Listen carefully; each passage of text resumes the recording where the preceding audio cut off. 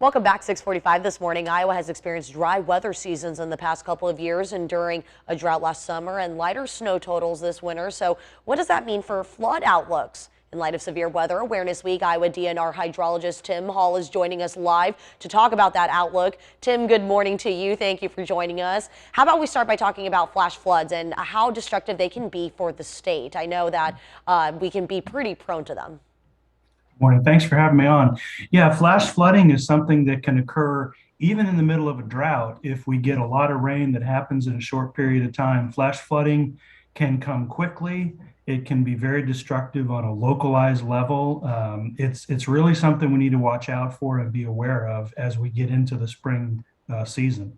For sure. And then I think Iowans have noticed it has been particularly dry for the last couple of years, considering the drought from the summer and even really some light snow this winter so far. What does our state's flood outlook look like, if there really is any right now?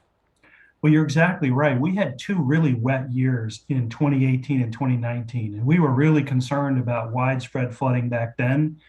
But then the rains kind of shut off in 2020 and 2021. We've had two very dry years in a row. Soil moisture is low. Stream levels are pretty low. Some of our shallow aquifers are low. So we actually need the kind of rain we're going to get here today and tomorrow and the next day to kind of build up those reserves.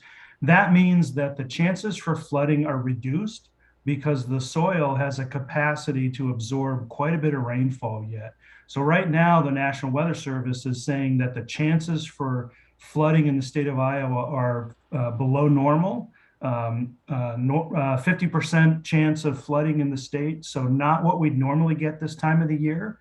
So yeah, all those conditions have sort of built up on each other to make the situation kind of dry out there, which is not great for soil moisture, but it's favorable for flood reduction.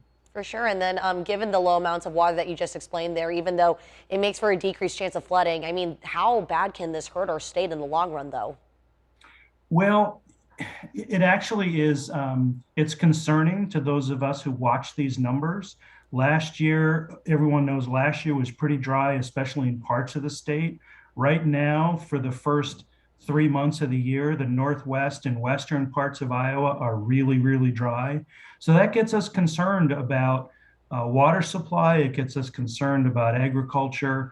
Fortunately for us, April, May, June, July are typically the wettest months of the year. So we have plenty of opportunity to make up what we don't have in terms of soil moisture. So we're a little concerned, but we're optimistic, especially given some of the recent trends in rainfall that we've seen, that we can make up the deficits and end up in a pretty good shape for the year. All right, Tim, thank you for waking up with us this morning. And if you missed any of part of this chat, you can just check it out on our website, kwwl.com.